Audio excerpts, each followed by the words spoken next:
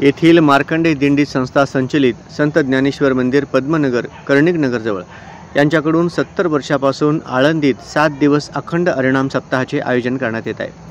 25 November ते 2 डिसेंबर या कालावधीत हा सोहळा होणार असल्याची माहिती संस्थेचे सचिव किरण श्रीचिप्पा यांनी दिली। सोलापुरातील पद्मनगर येथील माऊली विठ्ठल रुक्मिणी मंदिरात दिनांक 28 एक दिवसाचा या दिवशी संजीवन समाधी सोहळा कार्यक्रम आहे।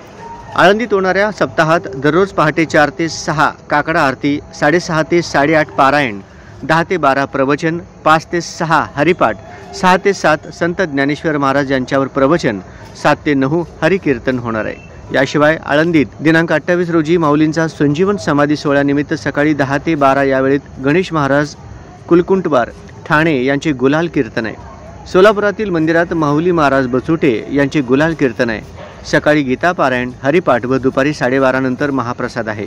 संस्थेचे अध्यक्ष नामदेव पुलगम यांच्यासह अन्य पदाधिकारी सोहळ्यासाठी नियोजन करीत आहेत। आळंदी सप्ताहासाठी सोलापुरातून 200हून अधिक भाविक रविवारी आळंदीला प्रस्थान ठेवले आहेत।